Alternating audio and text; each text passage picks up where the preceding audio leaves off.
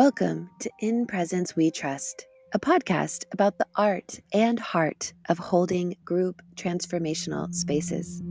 I'm Rachel Rickards, founder of the Field Facilitator Training. In Presence We Trust is a sanctuary for aspiring and experienced facilitators seeking to evolve their facilitation and embodied leadership.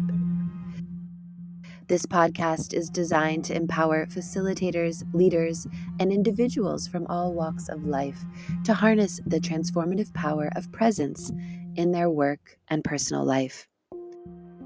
In this episode, I speak with a very special guest, Pamela Von Sabiar. Pamela is a visionary speaker, facilitator, and author, pioneering living from Eros. Through decades of exploration and teaching, Pamela fosters intersubjective awareness, where Eros and transformative dialogue emerge. She designs global Emergent Dialogue trainings and leads a masterclass on sense-making. Pamela also co-initiated the Nordic Women's Gathering, furthering inclusive and transformative community spaces in Northern Europe. In the conversation you're about to hear, Pamela discusses intersubjective facilitation. She explains the use of the word Eros in her work, addressing both its challenges and misconceptions, and emphasizes the importance of personal and sexual development in group facilitation. She reflects on her journey and the moments that shaped her facilitation style, and attributes her capacity as a facilitator to her highly sensitive nature, personal traumas, and the practice of radical self-responsibility. If you're ready to begin, join me in taking a deep breath.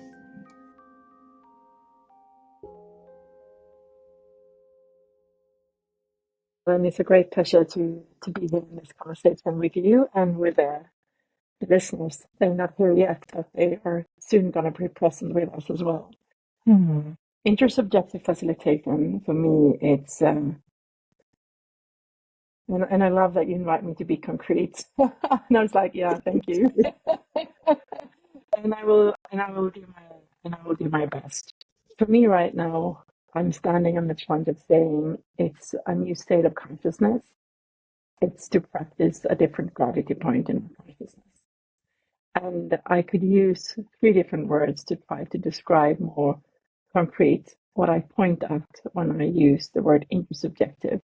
That is a word that I got from former colleagues of me, Elizabeth de Bold and Thomas Steiniger, when I was working together with them, both at the Merge Gathering and in their Emergent Dialogue training that we hosted together. And we can relate personally, you and I can be in my personal consciousness, and that's like, you could more say, when you start to meditate, you are meditating and you're in your inner world, like you're practicing to be present with your thoughts, your feelings, sensations, impulses, and subtleties. And in the starting point, it's about you, the personal, your inner world. But I would say, as if you go along that deep road of being a practitioner of meditation, you will probably go beyond the boundaries of your own skin, and you will leave the personal. And then I could use another word, and that is the interpersonal. And that is very much what we are practicing when we're practicing the authentic relating, circling. It's about to be present, what's in the relational field here between us. And it's about paying attention in the present now. What is the feelings, the thoughts, the sensation? What is it that is arising here now? And again, it would be to simplify or making it too simple to say that practices as authentic relating or circling. That's my own also experience.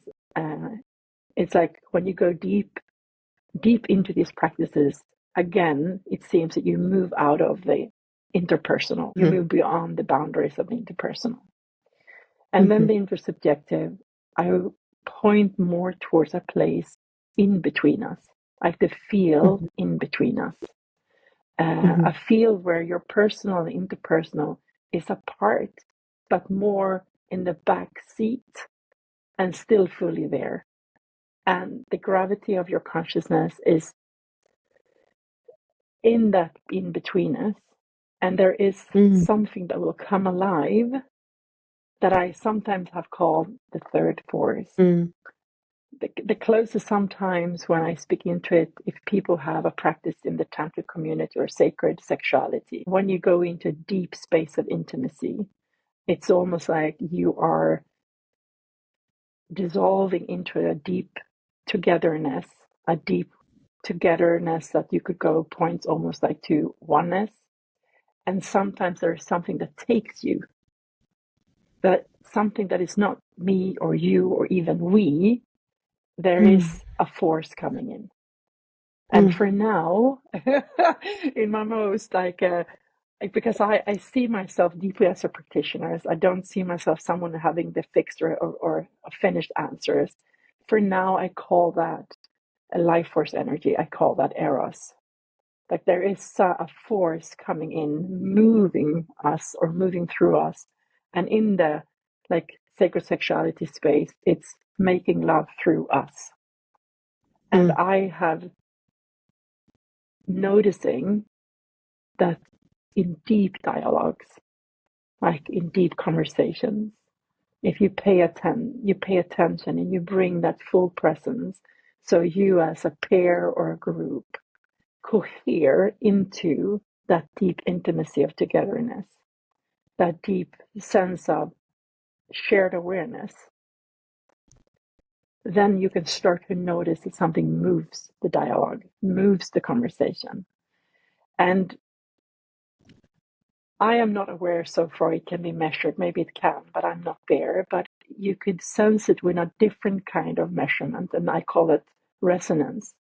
You can Mhm. notice when someone speaks from that place, not about that place, but speaks Mm. from that place, because you can. I had that Mm. subtle, like impulse in my own sensing capacity. And you can notice when someone speaks in the group, the next person speaks, that it comes alive between us. It's like its own intelligence that's emerging as we are giving it our full presence, like kind of radical emptiness, still a full uniqueness of my unique self, and still I'm out of the way and still fully there. Mhm. So for me, intersubjective, that space is a space of paradox, because it's really Mm. about holding several perspectives at the same time, several like awareness of several gravity points in our consciousness at the same time, and still constantly tapping into probably a new state of consciousness, like the togetherness as I see it, as we as a group being in that deep intimacy and be able to sense each other. That comes from we animals, and we lost it in the modern society. But Mm. there is a newness of what I see is emerging on the like in the collective, on the edges of the collective when it comes to facilitation. And I have seen when I've been working with teams, a team, when we work with people in facilitation spaces, we have come to places, not every time, but enough times where we as a team can, it's like we are accessing a new group technology where we can, like it's the most known word I can use to describe it is telepathy. Like we read each Mm. other's thoughts, we can feel each other's feelings, we can notice, like it's like we are all facilitating from a place of surrendering. We're Mm. facilitating from a deep trust to that potential or that intelligence or that process that's in between us, and following the impulses when we're facilitating, and allowing the process to like emerge, and getting out of the way and still leading when the impulses are there and telling us to step in, like following when there is someone else in the team that's supposed to step in, Mm. and more holding space, like induce, that's the word I use, to educe, like just to hold space for what's really there, and with the Mm. presence it will come forward. And sometimes I also experience that it becomes its own entity, like its own intelligence, like a collective intelligence. And I'm not pointing at the collective intelligence that comes when you're a group that works really good together. I talk about a collective intelligence that's beyond the interpersonal in the intersubjective. And Mm. I'm stumbling when I'm putting words in it, and I'm trying to be distinct and nuanced, and still it's hard. Well, you've done a fantastic job because that introduction was like, for me, that was flawless and beautiful. And I almost think, I don't know if I could have said it so beautifully articulate as you. So thank you. I'm really with you, and I feel lots of rushes and waves moving upwards in my body of like excitement and turn on and aliveness, and like I'm, yeah, about to eat a really amazing, delicious meal right now. So thank you. Um, And that's how you know when Eros something, in the house, right? yeah, Sorry, go on. I'm ready for the meal. Give it to me. Yeah. Okay. So, well, I was going to go in a different direction, but even since you say that, like, I notice this because it's so beautiful, this phrase that you have, living from Eros and collective Eros. And I just wanted to speak briefly. This is probably just a brief point, but maybe it's bigger. I find using the word Eros to describe something like this, which we're saying is also so not explicitly sexual, can be so problematic as well, because of who it attracts and what people's perception is, and the potential expectation violations that come. So I'm just curious, I just want to touch on that with you, like the intentionality for you around still using the word Eros, even though it's very clear that what we're not speaking about is sexuality. Yes, and right here, like we're stepping on that very clear edge, because it also is sexual energy, Yeah. and it's not sexuality. Yes. And there we could just dive into a whole room to try to define that and make that very clear. My reason to use it, because I've had that conversation several times with several people, and they challenged me to not use it because of the problematic, and maybe I'm wrong Exactly. doing it, but then I just have to Mm. redirect. And right now I'm trusting. I see it Mm. as a way of truly pointing towards what it is. Mm. Like that word, I receive it for now. It points towards what it really is. Uh, Mm. and so I'm maybe stupid, stubborn, or just right now in the right place to say that word needs to be reclaimed. Mm. Mm. Yeah, I'm with you.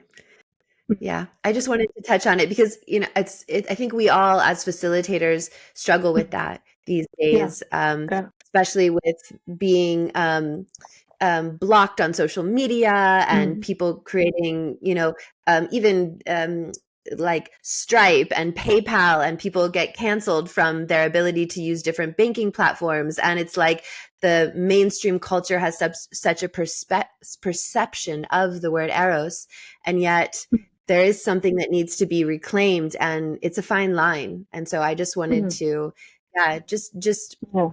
almost bring more awareness to that reclamation. Mm. Thank you. Thank you so much. Yeah. Mm. Yeah.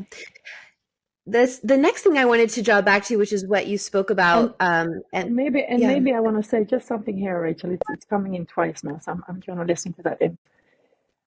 I'm also aware of that in the integral community, I think they've been for like 30 or 40 years, like they've been standing and holding the ground. It calls in that community they call it we spaces.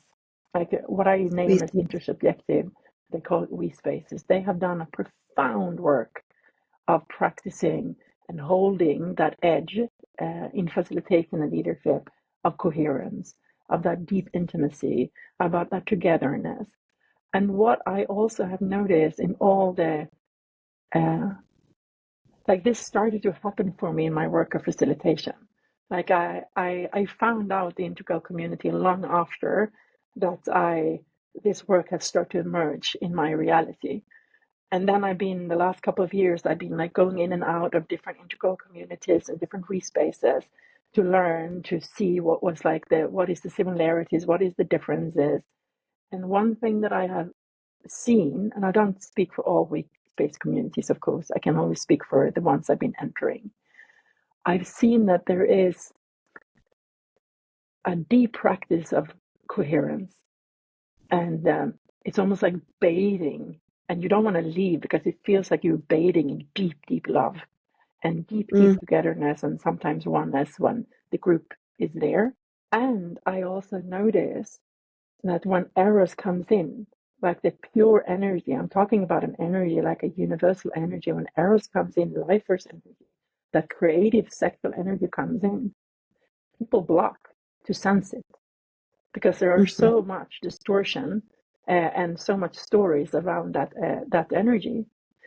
And I can just see in my own journey and my own leadership and facilitation, as deeper I've been able to work with my own sexuality and untangle a lot of stories and biases and blockage, my capacity to sense creativity in a room has just like exploded.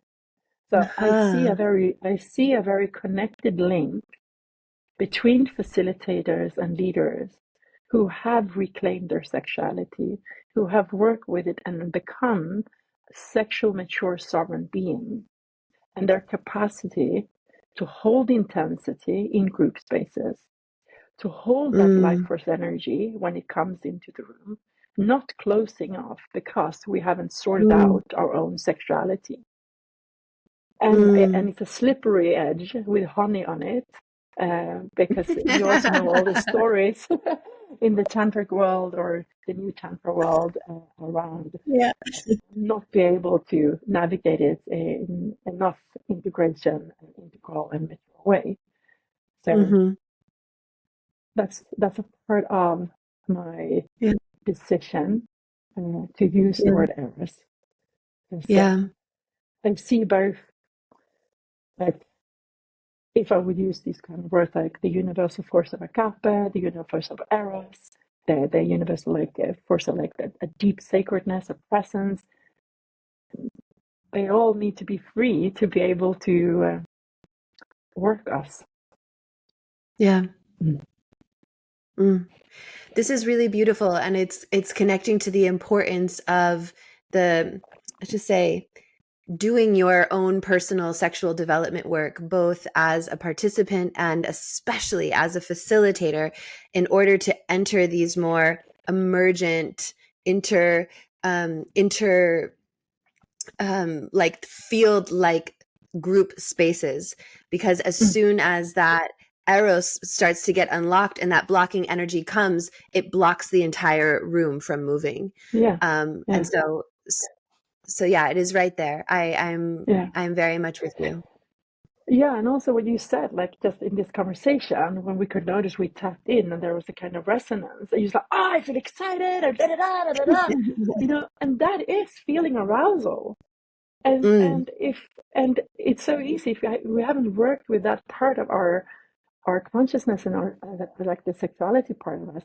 It's so easy to start to project that we're gonna jump in bed. That's not what we're gonna do yeah. here. We're gonna have this conversation. We're gonna hold this facilitation. We're gonna have this emergent process, and we can Mm, be that alive and juicy and excited and feeling that mm, attractiveness, that sexual mm, energy, but it's not sexual. mm, mm, mm, mm. It's creative life force movement. I love this phrase of like blossoming, the blossoming of Yeah. becoming. You sounded like a beautiful Buddhist monk when you said that. Love it. It's beautiful. I'll take it. Mm.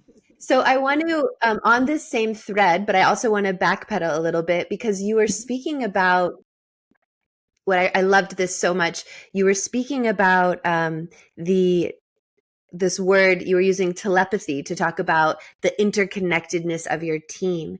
And I imagine there's a lot of importance around the strength of your team and the flow of the team as it ripples out and impacts the group fields that you hold.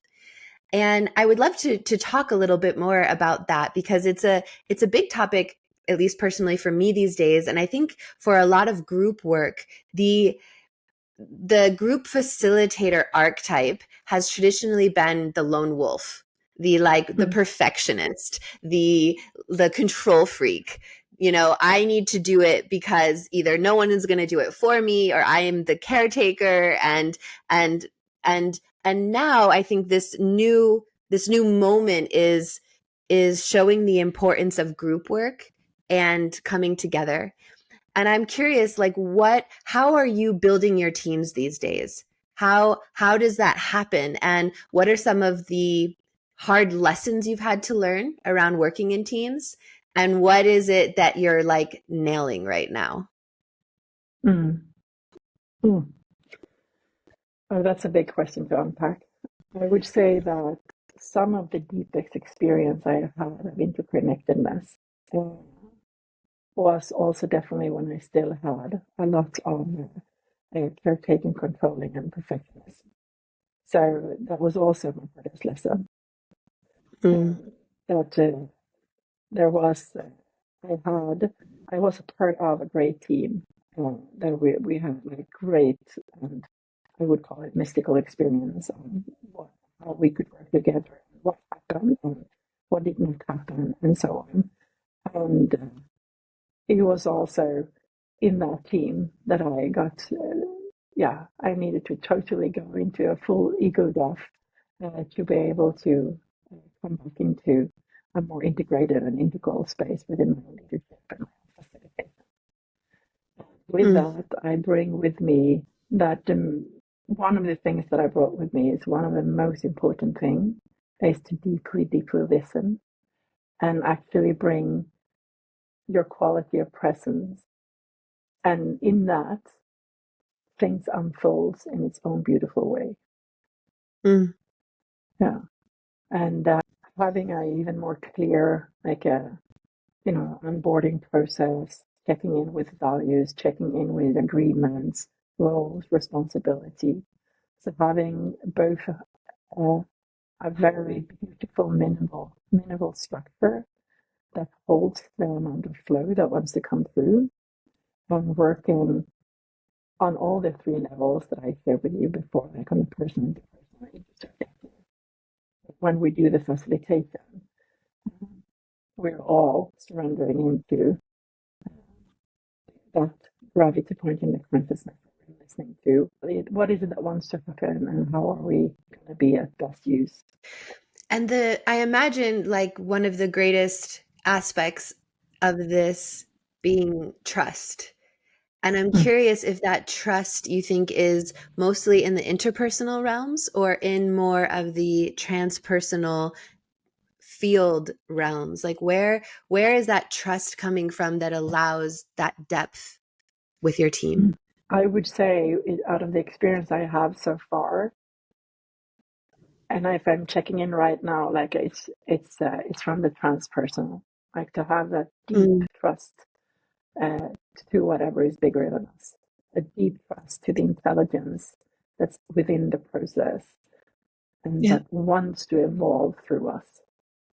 Yeah. And as long as we all are leaning into that, in no matter contracted or expanded states, like to keep on leaning in there, and then whatever needs to be cleared, like on a personal to personal level, it will come up, and Mm, then we have like practices or structures that holds uh, mm, that work that needs to be done. mm.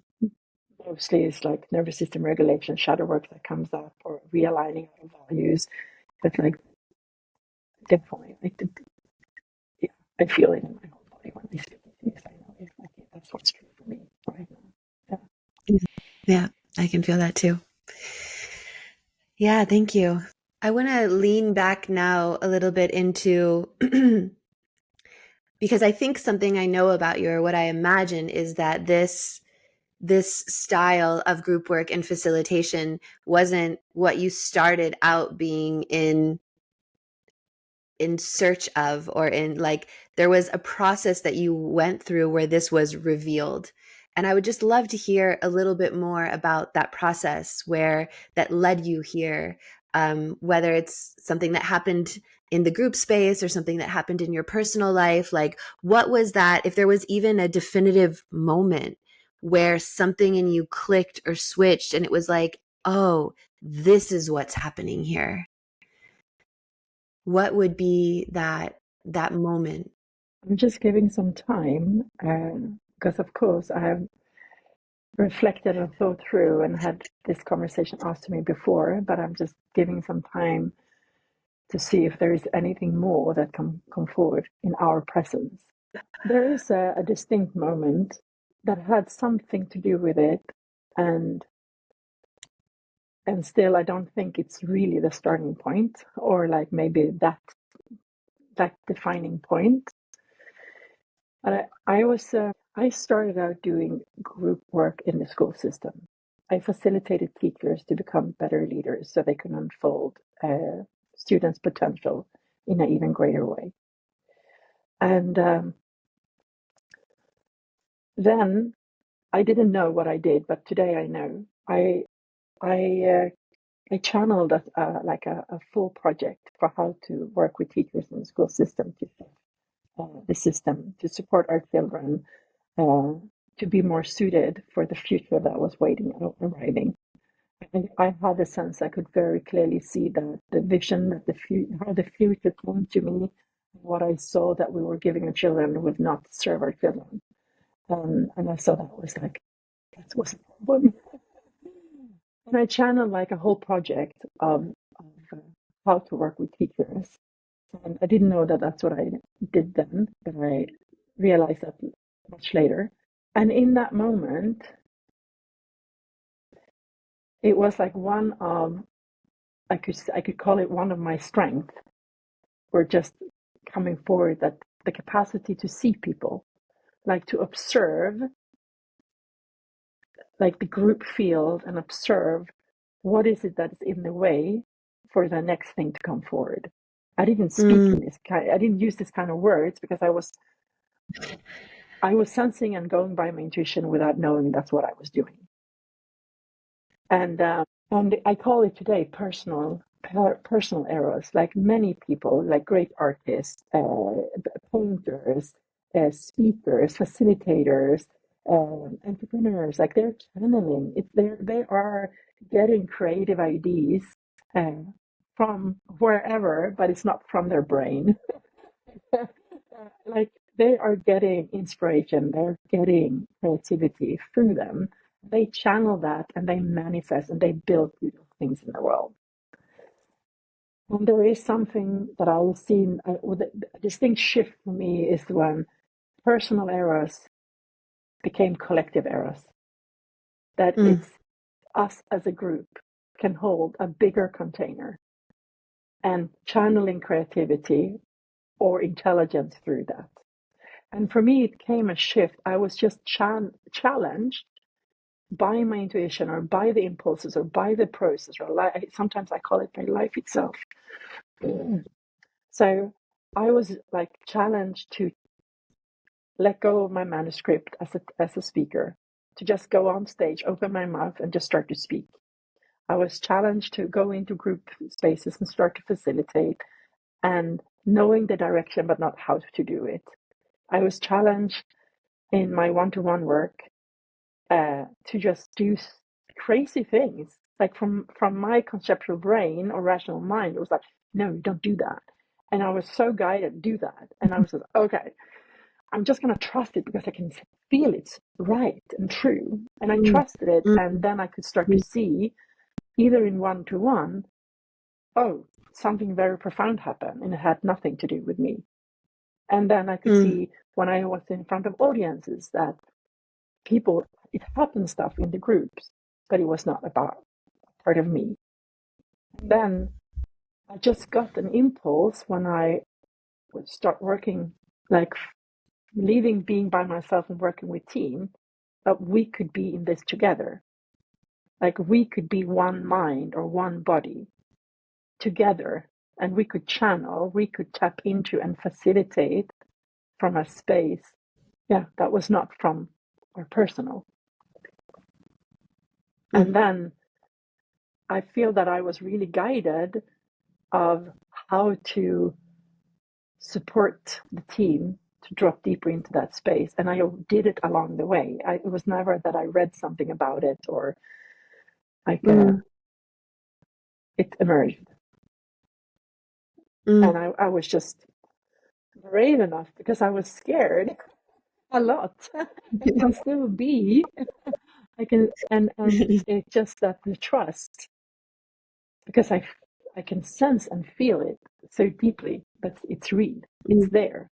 So then we're coming back to the trust of something bigger, higher, more intelligent.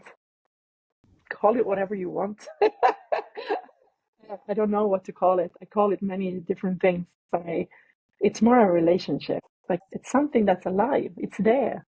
So, Pamela, what I want to honor just hearing all of that, and for myself as a group facilitator, and what I know is there is what I really want to honor and draw, like to open up here is the amount of work and personal, spiritual, professional development and experience that you've had to have to get you to that point where you have the courage and the confidence, even though you're scared, to keep saying yes to this new thing that isn't yet defined or you haven't seen happen before, but there's that knowing, and even just that, your connection to that intuitive knowing. And I want to just highlight the importance of this because as more and more people step into facilitation, yeah, everyone has a brilliance and an expertise. And I think I want to celebrate everyone who makes the step like as we all did, we started from somewhere. And yet I really want to highlight here the gift, the mastery, the expertise in you that is coming online to hold this space. And my curiosity now in opening this and bringing more awareness here is I'm curious, like, what are those qualities in you? And if you could just name a few of them that made this possible, like, was it training that you had? Was it experience? Is it something innate or biological or something from your upbringing? Like, what are some of the primary conditions that made it so you had the capacity, the awareness, the wisdom to be able to take this step? I think one core thing is that one of my strengths is that I am highly sensitive. I'm, and it has taken me a lifetime to unfold that. So for me, when I can notice when I speak into it right now, it's a bit delicate, you know. It's like I'm starting to come to a point where I deeply realize that I was gifted as a child with that skill. I think that's from my lineage. Like, if I look at my mother and my grandmother, I can see that they were deeply traumatized by war, and still I can see it's in them, and so I actually had like a very beautiful conversation with my mother just 27th of December last year. That's just a couple of months ago, where she, I think for the first time, could really look at that little child of mine and just like, I didn't know how to handle you. Like you could feel everything. You were so scary. you could you could like you could know what was going on in my head and in my feelings and so I'm quite sure that's just one strength of mine that make me a really great facilitator. And then, of course, upon that, I had my my personal traumas that I need to go through to really unlock that part of me. Mm-hmm. And then I think I'm gifted with that is one strength that my parents always talked about when I was young. I'm gifted with a really deep curiosity. So the adventure, like the edges, is a space where I thrive, even if I'm scared. And I definitely haven't had like the secure attachments. I could really thrive and really allow myself probably to be so much on the edges in my life that is my possibly birthright. But I think Mm, it has been enough for me to be be out there and allow myself to be okay with the unknown. Because mm, most of my life, and I'm still not always okay with the unknown. I think unknown is scary as shit, and still I say yes over and over again. Like my psychology is controlling perfectionist and caretaker, and then I have had great people. Like I do say very often that I feel like life itself has practiced me. Like mm, that there have been impulses since my like I have stories being told about me since I was 4 of how I navigate, like how I looked at the world. That was a bit different from my parents. And mm, then like I have memories myself from like just like early age, like 10, of how I how I got an impulse, like I see, like from my inner knowing, and I was mm, like, it makes sense. I can just know it makes sense. I should keep like I should just move with that. I didn't understand what it was, but I moved with it, and I got results. mm, So I and I feel I've been blessed with that connection. It's mm, about being present to the subtleties that we like, the wisdom that lives in all of us, mm, and now I understand it. I can speak about it and put it into a concept. But when it happened for a long time, I couldn't, but I followed it. mm, But then also, I know that I read Dalai Lama, so I have like there is a lot in the Buddhist tradition that I've been practicing, like my parenthood. I've been doing my shadow work through my parenthood, and you can't get away because you're with your kids all day, every day, or like every time you're not on at work or anywhere else, you're with your kids. So whatever you haven't cared for, it will get in your face. And I was just very dedicated uh, to take radical self-responsibility for the shit that was mine, mm. and I did, and I still do. Like they're 26 and 27 this year, and I Wow. still do. Wow. So that I honor both my children that I have been able to do my shadow work in my parenthood, and that's an intense practice. So that's my radical self-responsibility and getting out of the way and allowing, because I see children as emergent processes, and getting out of the way as a parent, still nurturing, still supporting, still taking responsibility when you should, but not slipping into controlling. It's a very much like facilitating a group space, but with if you have one or two or several children. But it's really emergent. And I became a grandmother 2 years ago, and it was like I got initiated as into grandmotherhood, and it was I, I feel so blessed. Mm,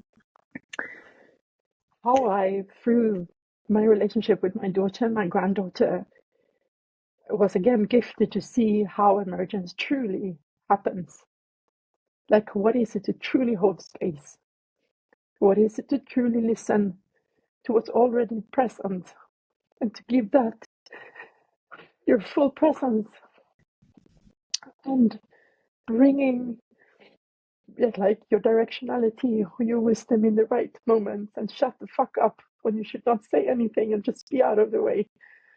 You're such a gift, to again through a very full-bodied experience, to like all my years of facilitation, again to just this is how it works. We Mm. can sometimes I struggle with conceptualize or put words on this kind of facilitation. Um, but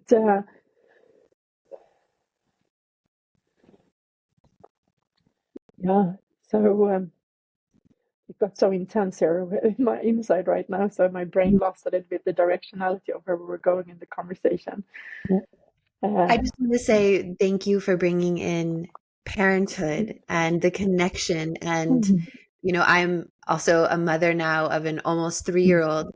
And I've been like this last 3 to 4 years, including pregnancy, has been facilitation boot camp with yeah, my daughter. So yeah. I'm really touched also by the multi-generational emergent thread that you've just opened, and the beauty and the heart opening that I'm connected to right now, and how you're holding all of that. It's exquisite. So I found my line again. You asked about like strength or skill practices, like so that has been one of my practices, and then one other practices that it's just like it came just flushing in on a. I was at a celebrating New Year. What is it that this next year wants to bring forward? And I was dancing, and I was just like in a meditative dance, and I was like painting, and it came forward so much around Eros. It was Uh, insane. I was looking at this paper, and I was like, holy smoke. I uh, will not be able to stop this. So it's coming through. I don't want to. It's scary. And I uh, think this is 15 years ago or something. But it was so clear for me that and that's where my I usually say that I've been walking the tantric path like 25 years. If you look at the way of allowing everything to be and bringing in like the authentic you, and the sacred sexuality came around 15 years ago, mm, and that's where I stepped into a deeper embodiment, a deeper capacity to sense through my body, mm, and sense the field, and being a bigger instrument of picking up subtleties, and mm, practicing to connect to Eros every mm, day, mm, like in small and big things, and stepping even more into the unknown. mm. Yeah, I want to highlight here in a moment and ask a question, which is this connection to embodiment and your own innate capacity or ability as a highly sensitive being. I know a lot of highly sensitive beings who haven't learned how to use their sensitivity for their passion, purpose, power, pleasure. They're suppressed by it. And I have the idea that embodiment is a key connector of this. And I would just love if there's someone at home who's identifying as a highly sensitive being and they haven't yet learned how to use that capacity for their brilliance, for this new emergent space development for our humanity. I'm just curious, is there any how did that happen for you, and if and how it's connected to embodiment? yeah. I would say like this. I lived a very long time in a quite dissociative state and still being highly sensitive. And I usually say that I felt everything like this, like it came in from up and in, like Mm, it's like it came into my field. That I didn't describe it then as field, but if I would describe it today, and that can still happen. But today I can, like I can sense it in my whole body, there is like, and for me, the distinction point is also that my discernment with my embodiment, my capacity for discernment and sovereignty have increased. Like when I was more disconnected from my body, I could not feel my own nervous system. So it was harder for me to know when my blind spots, my shadows were playing out, when I was triggered. Mm. So I wasn't equally, how do you say, trustworthy technology or channel or my way of facilitating. That also, of course, affected my capacity or my quality of presence. My nervous system will affect your nervous system and vice versa. So that is also something that me as a facilitator with embodiment, I bring my nervous system to the group. And with my nervous system, I can regulate a whole group and vice versa. Like, so there is also this the capacity of embodiment increases the trust and the humanness and the regulation.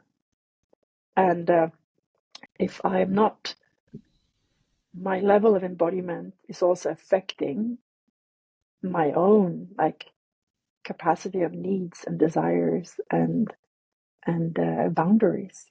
Flawed boundaries will recreate a society Mm. that is not generative, Mm. because Mm. we will facilitate beyond our own resources. We will take too much, and then we will also recreate, as I see it, a field or a consciousness where we keep on taking resources Mm. instead of how do you say? Yeah, I'm not finding the right English word here. Like being in a regenerative relationship Exactly. to what Thank is you. around us. Yeah. Exactly. Yeah. And I don't believe that we can create from a different state of consciousness if we are in our body still creating from a non-generative space. Yeah, Yeah. And absolutely. embodiment is, I see it right now, and I probably will say maybe something different in 5 years. I'm open to that. I've done that before, changed my mind because I learned more and explored more. But for now, where I'm standing is that that's one of the practices. Like if I train facilitators, is to the practice of self-care pleasure practice. Like to Mm. be so solid in the care and the pleasure, like you're following it. Because I also see that desire, if I'm not in my embodiment and capable of being connected to my own desires, how can I follow Eros? Like life force, like that universal force speaks to us through our deepest desires, both Mm. individually and collective. Mm. So that's the language, that's the communication. That's where we get turned on. That's where we get alive, generative, and that's where we can create a generative future. Mm. That's why that's what I truly believe in right now. I can't. That's so a Mm. bit of a blurry answer, but that's my answer for now. Mm. Yeah, no, it's perfect. It's all perfect. And I do you want to share anything about this practice? Because the title was it self-care pleasure practice? Hmm. Is there anything you want to share? Like what would that look like for someone to start trying that on? Um, For me, it is a practice. It's all about investing every morning when you wake up to open up your body so you can sense and feel the world within you and mm, around you.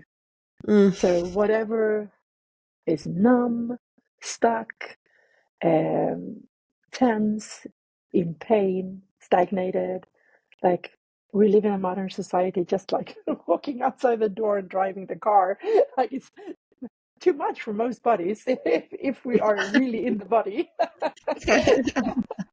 So, so it doesn't have to be that it's a trauma from one day to another, but mm, it can be an unhealthy way of living out of you're still in trauma responses and so on. But it can also just be the habits of the modern society. So mm, self-care is about like that practice is about playing with. I just usually say the three different archetypes, like the the maiden, the mother, and the grandmother.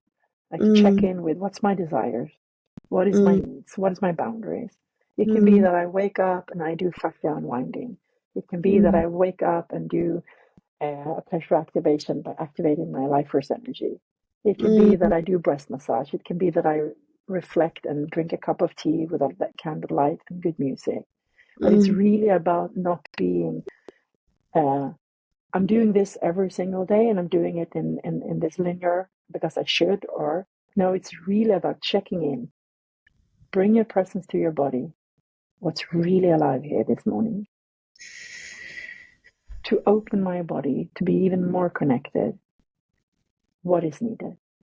mm, If I turn myself on, the world will be turned on. So mm, if I make a prayer to Eros, if I invoke Eros in the morning, no matter if it's prayer, meditation, or actually touching myself, so my juice starts going, mm, then I have, how do you say, done the spiritual hygiene, like I'm brushing my teeth. mm, It's to be connected. mm, The practice is to allow myself to connect. mm, mm. But Thank you it's for that. about doing it every day. Not like Yeah. once a month or something, or when it feels good, but every No. day Yeah. stepping back on the mat. Yeah. Yeah. Mm, Beautiful. Self-care, pleasure practice. mm, Mm. I want to make a little transition now while I have mhm, you here as we're coming into the final arc of our time, which is to speak about the future of leadership. mm, And I think that this is a topic that you have some great insights or connection to. You were even speaking about it earlier as this, like in this pivotal moment of teaching teachers who needed to teach the kids of the future. And we're at such a intensified moment in on this earth as humanity of like what the future is going to hold. And I would just love I would love to just first hear a little bit about where you're at today on like what is the leadership of the future, or how does the kind of, you know, intersubjective facilitation, living from Eros, collective Eros, the future, like what is your why for all of this? What it's giving to the world, where we're going from here, and the deeper meaning behind all of it. I'm asking just the question right now, like where to start out of your question. In one way, I could make it really easy for me and just say, I'm just following my inner knowing, it's taken me somewhere so far. So I'm just going to keep on doing that. And then we will just like see in the hindsight what that will bring and where we're going. And then I could also give like a conceptual frame, like we live in times, like we live in a time between worlds. Mm, Uh, there are several really great thinkers out there that are pointing that we're in a meta crisis. For me, that resonates true. That modernity as we know it is collapsing. There is a new, as always, civilization in human history. Civilization has been coming and going. Uh, that's nothing strange, and it can be scary, that transition time. It seems to go faster than a lot of people who understand com- complexity theories and system change faster than we maybe imagined. I am sure about that there are multiple futures available for us. mm, And if I'm just going to use one system thinking term, is that you could see that systems like society goes in patterns. Sometimes when we're in a transition point that we are right now, either we can go to more complexity and then maybe we flourish, we're blooming into something greater with more yeah, complexity than now. That means yeah, more freedom, more openness, more like respect for life and so on. Or we will contract and we will go to less complexity, and that is mm, more, as it looks right now, a totalitarian worldview, less freedom, less openness, less equality. And I just know what's true in my bones. And Mhm. in my bones, I believe and I hold the directionality for a generative future.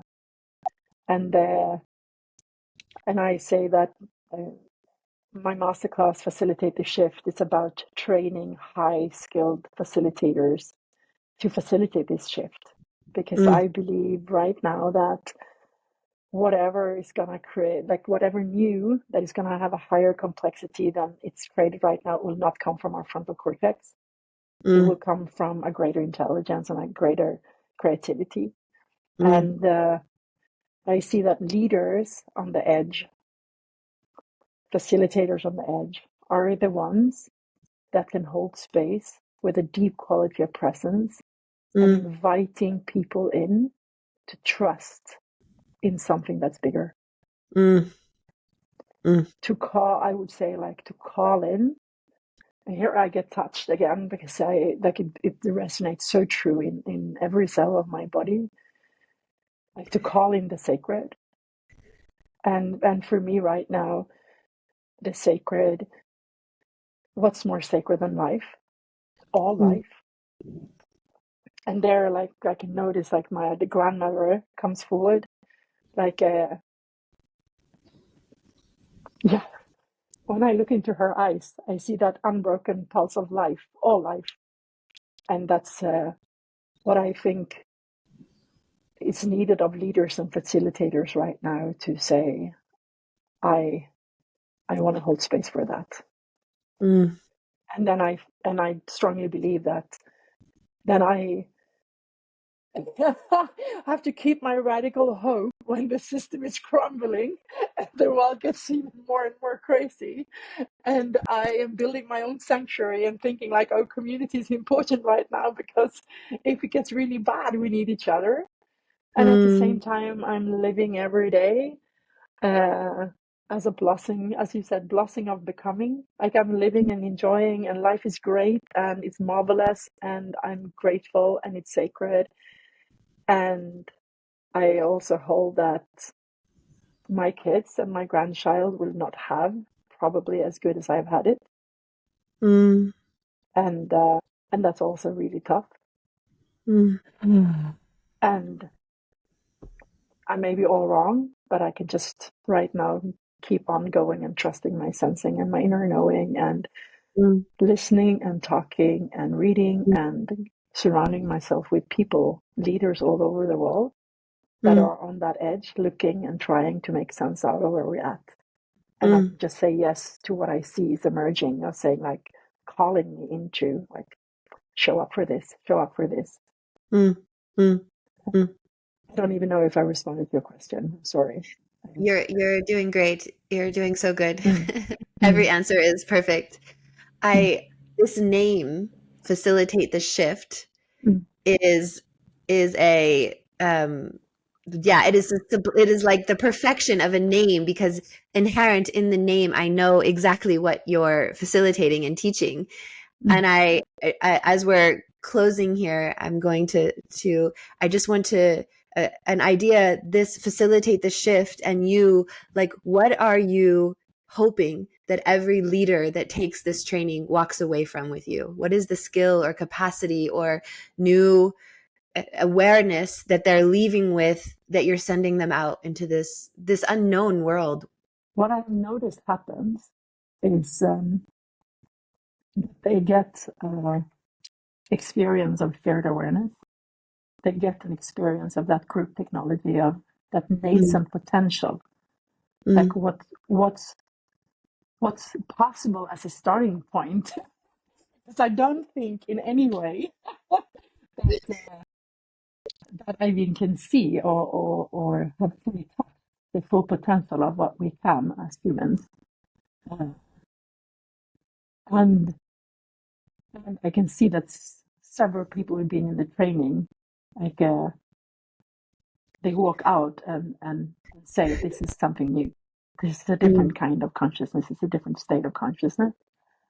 And then having their own relationship to mm, Eros, mm, having their own relationship, not my words, like their own experience, their own relationship.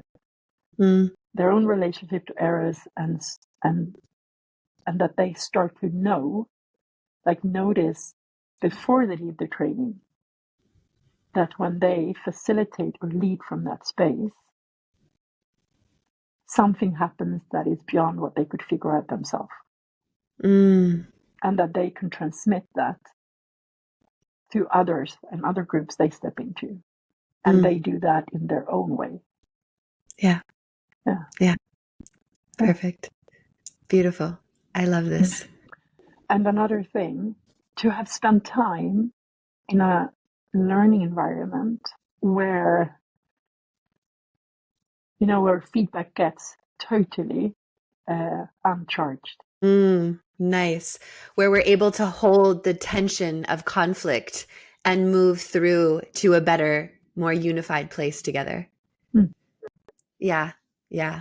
Oh, gorgeous. Mm. Magic can happen there, right? Because Yes. then, In fact, magic, sometimes it's required. yeah.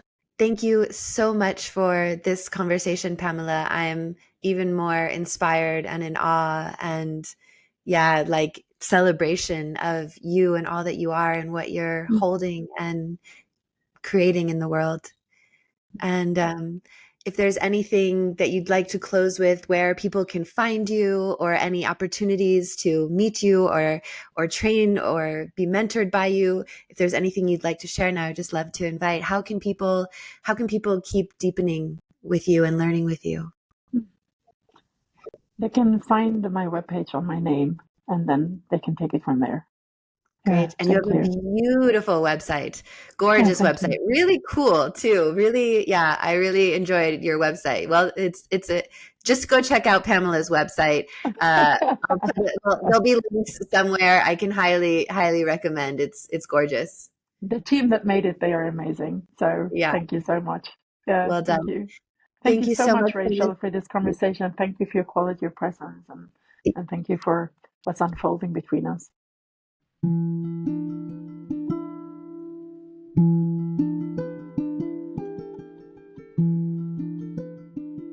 Thank you so much, Pamela. And thank you for listening to the 4th episode of In Presence We Trust. Next week, I'm bringing you episode 5 and another very special guest, Robin Alfred. In this episode, Robin and I explore the concept of facilitation and the art of holding group transformational fields. We discuss the definition of a field, the role of a facilitator, and the emergence of group dynamics. Until next week, check out my website for information on upcoming courses.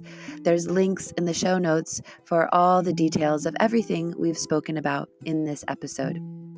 Special thank you to all the beings who have contributed to the creation of this podcast: Michelle, Joby, Lavinia, Vaishnavi, and the sound fields, Thomas and John.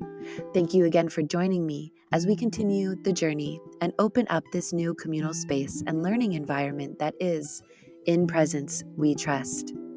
You can subscribe or follow wherever you get your podcasts. And if you're watching on YouTube, please feel free to like and comment below. Until next time, deep breath,